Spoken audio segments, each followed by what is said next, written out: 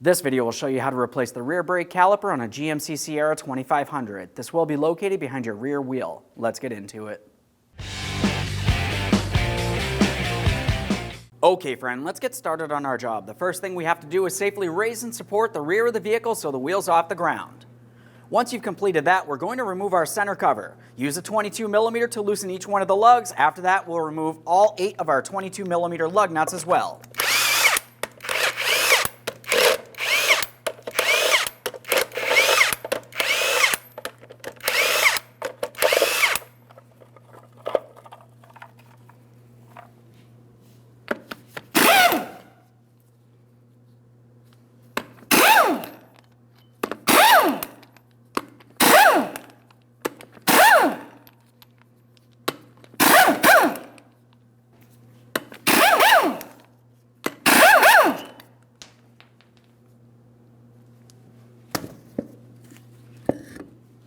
Now that we have the wheel out of the way, we have a clear view of our rear brakes and our rear brake caliper. We have to start at the bleeder screw. You may find that you have a rubber bleeder screw cover. Just go ahead and dislodge that. We'll pull it out of place. Your new caliper should come with a new protective boot. Go ahead and use some penetrant in this area, and we're going to be using a 10mm for that bleeder screw. We have a collection receptacle under here so we can collect and recycle all fluid, and of course, hand and eye protection at all times.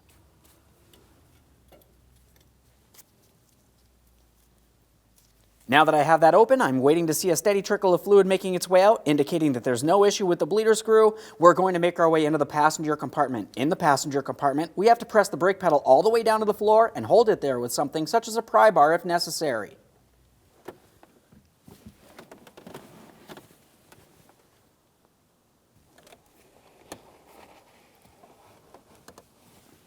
Once you have the brake pedal pressed all the way to the floor, you should find the fluid no longer trickles out of this. That's exactly what we're looking for. Let's close our bleeder screw.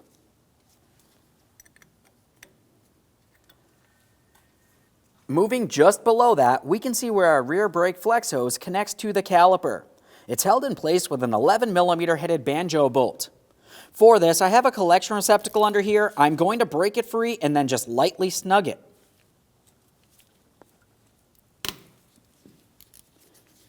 Okay, I've got a little bit of fluid making its way out. We don't need to make that very tight. We will be removing this. For now, we're going to continue on to dislodging the entire caliper with bracket. We'll hang it aside on top of our leaf spring to continue the disassembly. As we look along the back side of the caliper, we can see our two 18mm headed caliper bracket bolts. We'll remove the first one, a quick inspection, and then start it back in a couple threads, preventing this from falling while we continue on to the next.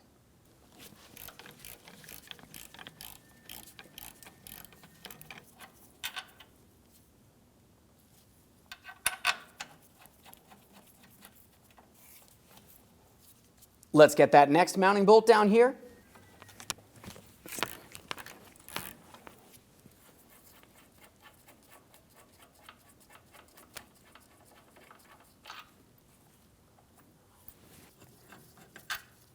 Let's get that bolt out of there. We're going to take hold of the caliper with the bracket. We should be able to slide it off the rear brake rotor. Now, if it does feel like it's stuck in place, you can gently start prying it out of position. We'll use a small pry bar for that as necessary.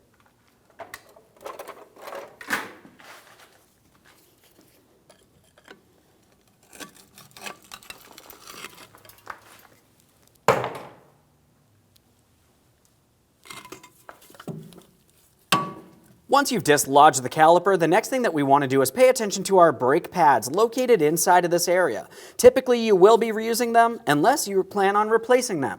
I am going to be replacing them, but either way, let's go ahead and get them out of here. On my caliper, I'm going to be using an 18mm for each one of my 2 caliper slider pins.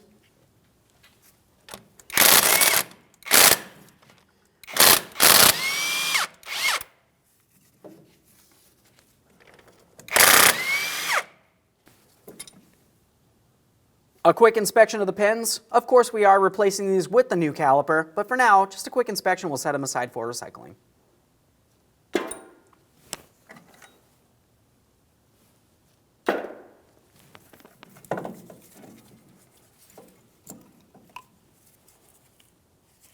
At this point, we can remove our brake pads from the brake caliper.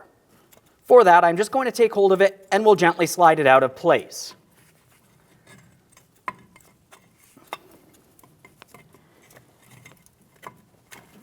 These ones are clearly stuck in there. Just go ahead and work them out of position. If you were intending on reusing these, you at least need to make sure they're not cracked or damaged in any way or worn at an angle, in which case you just have to replace them.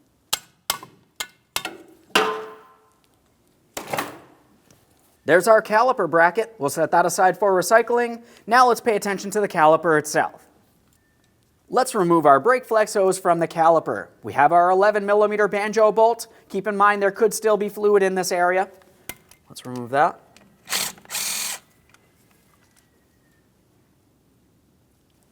Your new caliper should come with a brand new banjo bolt. We'll set this aside for recycling as well.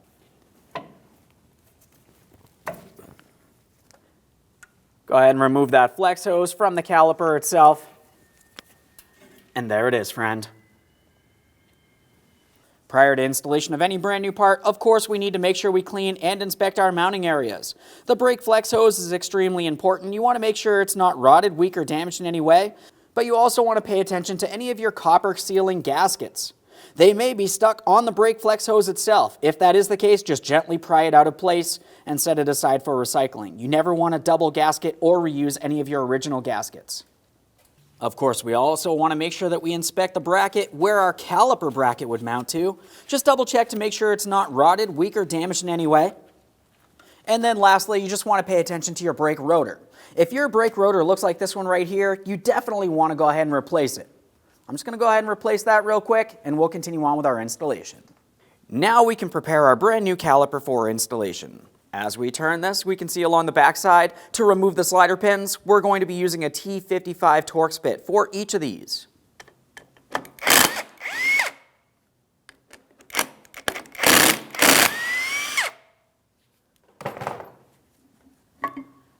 Once you have them out of place, just go ahead and remove each one of your two slider pins. They're the exact same. You do not need to worry about mixing them up. Let's set this portion of the caliper aside for now. We'll focus on the bracket itself.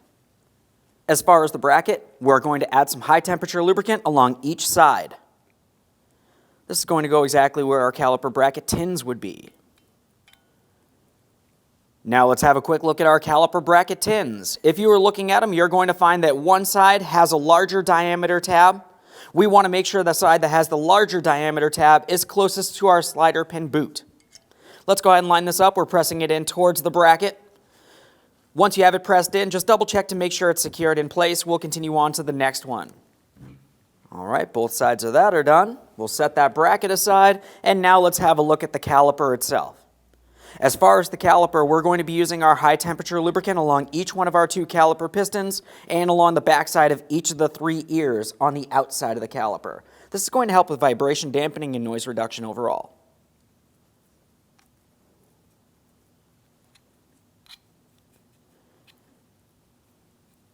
Now that we have everything lubricated, let's continue on with the installation of our brake pads. Now, as far as our brake pads, you want to make sure you have them in the proper orientation. If we were looking at the backing of the brake pads, you're going to find that one of your brake pads has two wear indicators. You can see them down along the bottom there, and one of the brake pads will have one wear indicator. The brake pad with two wear indicators is the outboard pad. We're just going to carefully take this and we're sliding it into place. Should slide in fairly easily here. Now it will want to fall out of place, so I have to hold this as I continue on. Now we have the inboard pad. That's the one with the one wear indicator. Same process here. Just go ahead and line up the ears with the bracket and we're sliding it into place. Now I typically just like to press both of my brake pads together. It's a little easier to hold them. We'll continue on with the caliper on top of the bracket next. Now I'm bringing this down and over my caliper bracket and brake pads. Once I have it in the rested position, we'll continue on with our two slider pins. Each of those has to be lubricated.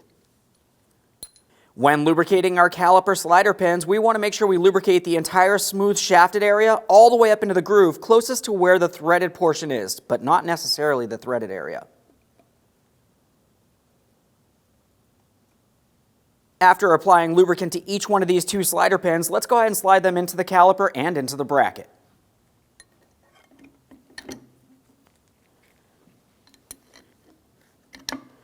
Go ahead and start both of those in by hand. After that, you can snug them up and then torque them to 80 foot-pounds.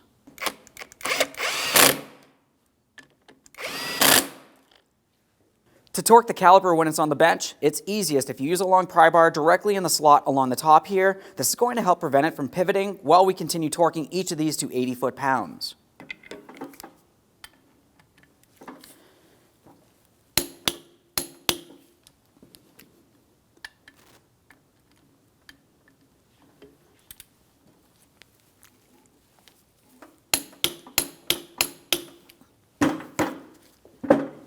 Let's get this over to the vehicle. After you've cleaned the threads on your caliper bracket mounting bolts, apply some red thread locker. And now we can install that brand new rear caliper. When we get this in position, we need to make sure that our brake pads slide over our brake rotor, and the caliper bracket will align with its mounting point as well. Now that I have that in place, I'm going to start in each of my 2 mounting bolts prior to tightening them up.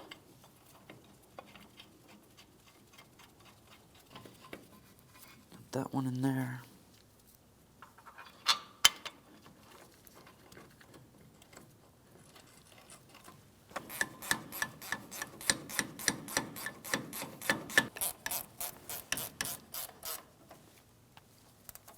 Once you have both of those snug, torque them to 221 foot-pounds. Torque wrench in here.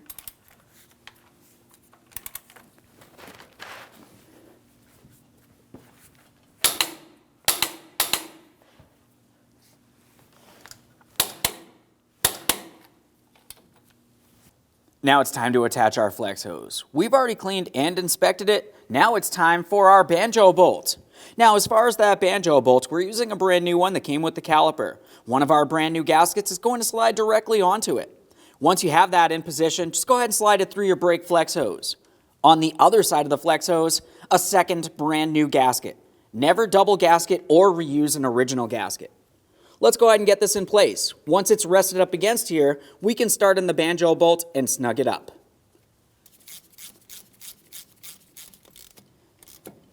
Now right there is bottomed out. We still need to gently compress each one of our 2 brand new gaskets. For this, we're going to continue an additional quarter turn. Double check to make sure the flex hose is secured. It should not move around in any way. Now it's time to gravity bleed our braking system. To do this, we need to remove pressure from on our brake pedal, and then we're making our way back out to the caliper bleeder screw. Now that I've removed pressure from the brake pedal, we're at our bleeder screw, we're going to open this up. We have our collection receptacle under here. When we open this, typically you're going to find fluid makes its way out, but you're going to also find small air bubbles. We need to let this gravity bleed until you see only a steady trickle of fluid making its way out with no air bubbles.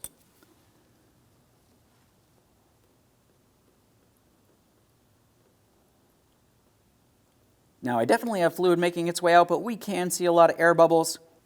Let's continue on this process until we only see clean fluid making its way out. At this point, I don't see any more air bubbles making its way out. We can close our bleeder screw. Wipe down our mess here.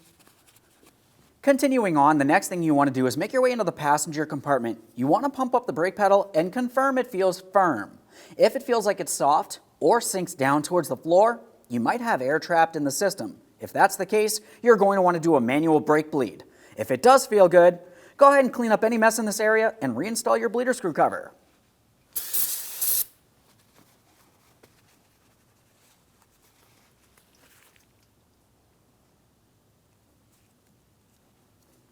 Let's reinstall our wheel.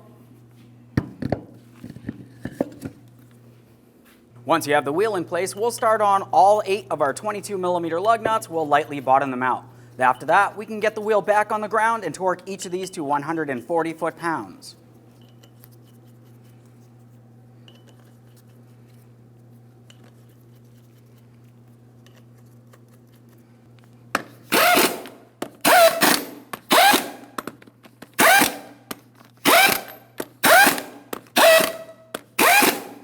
I have the wheel safely on the ground. Let's go ahead and torque each one of our lug nuts to 140 foot-pounds in a crisscross manner.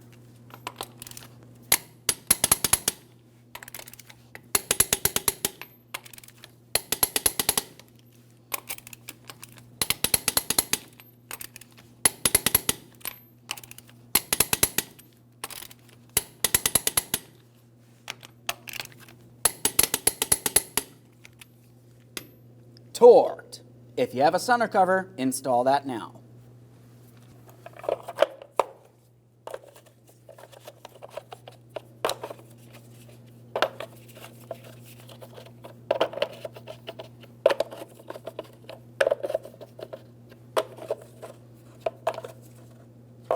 Double check to make sure that's secured in place. Okay friend, let's get started on bleeding the brakes. We want to start under the hood at the master cylinder. Prior to opening it, let's make sure we use a clean rag, and we're going to clean along the top of the master cylinder and your master cylinder cap. We want to prevent any miscellaneous debris making its way into the braking system. After you've cleaned the area, take hold of the cap, turn it counterclockwise, and remove it. You can tell exactly what type of fluid to use, .3 as I mentioned. Of course, we're going to inspect our seal. You want to make sure it's not swollen or damaged in any way. This does look good, so I'm going to temporarily set it aside. Continuing on, we want to remove as much fluid from inside of the master cylinder as possible so we can confirm that we have only clean fluid in here for the rest of the bleeding procedure.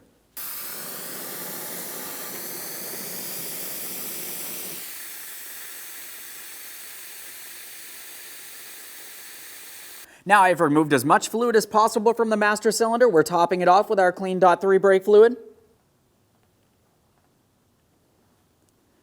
If you do happen to spill any brake fluid on any painted surface, you need to make sure you rinse it down with some clean water.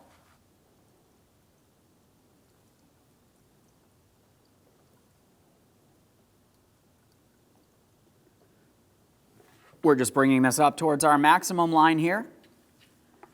Temporarily reinstall the cover so no miscellaneous debris makes its way in while we continue on our brake bleed process. Now to bleed the brakes, we're going to be starting at the passenger side rear caliper. Once we've completed bleeding that caliper, you're going over to the driver's side rear caliper and you're going to repeat this exact same process. After that, you're back at the master cylinder. You need to top it off because typically the fluid will go down. After you've topped it off, go to the passenger side front, you're going to bleed that caliper, and then you're ending at the driver's side front caliper. After you've completed bleeding all brakes and cleaned any mess, you're going to reinstall your wheels, and then you're making your way back up to the master cylinder to top off your master cylinder one last time with that clean .3 brake fluid. As you can tell, I'm at the passenger side rear. We're going to start bleeding the brakes, and this is going to be easiest if you have the second person inside of the vehicle. They're going to pump up the brake pedal for us approximately 3 to 5 times. They're going to hold that brake pedal, let me know, and I'm going to open up my bleeder screw. When this happens, we're waiting to see only a steady trickle of fluid making its way out with no air bubble, and of course we want to make sure it's clean brake fluid as well. We have a collection receptacle under here, and of course hand and eye protection at all times. Go ahead and pump the brakes, please.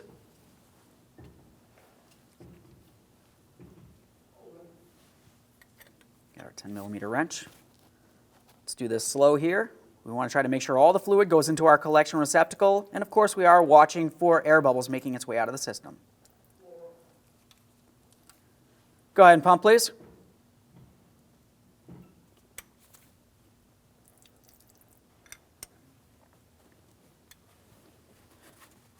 Now, once you feel as though you've removed all air from on this side braking system and we only have clean brake fluid making its way out, we're going to clean any mess. And as I mentioned before, make your way over to the driver's side rear caliper. Repeat this exact same process. After you've cleaned up the mess on that side, you're going to want to make sure you stop at that master cylinder to top it off.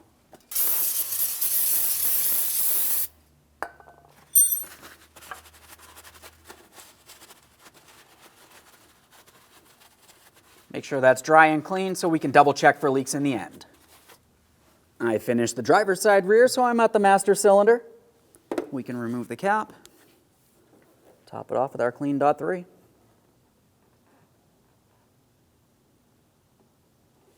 That looks good for now. Let's make our way to the passenger side front caliper next. At the passenger side front caliper, if you have a bleeder screw cover, go ahead and remove that, of course. We're still going to be using our 10mm for each front caliper. We have our collection receptacle under here. Go ahead and pump up the brake pedal, please.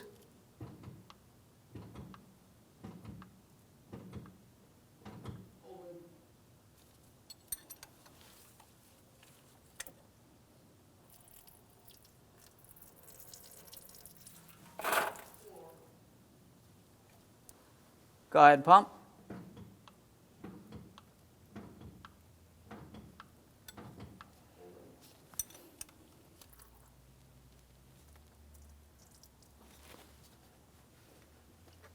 That looks good. You can release the brake pedal, thank you. Now obviously you want to bleed the brake as many times as you need to remove as much air as possible, and we only have clean brake fluid making its way out, so I'm going to go ahead and clean my mess on this caliper. We'll reinstall the bleeder screw cover since I did remove one. After that, I'm going over to the driver's side front. I'm going to repeat this exact same process. You're going to make your way up to the master cylinder afterward.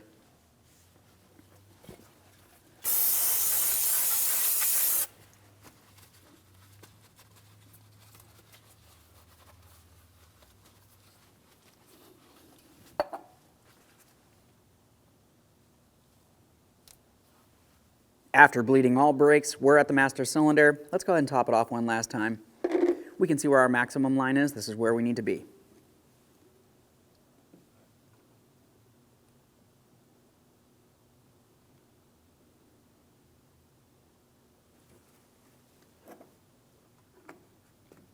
Reinstall your master cylinder cover. Clean any mess in this area. Okay friend, we finished bleeding our brakes. You want to double check for leaks and reinstall all 4 of your wheels. The torque for your lug nuts will be 140 foot-pounds. Okay friend, we finished our installation. We've already bled the brakes and checked for leaks. The next thing you need to do is take your vehicle for a road test. Thanks for watching. When only the best will do, demand TRQ. The only company that lets you view before you do. TRQ is committed to offering the highest quality aftermarket auto parts that are engineered for peace of mind. Thanks for using and viewing with TRQ.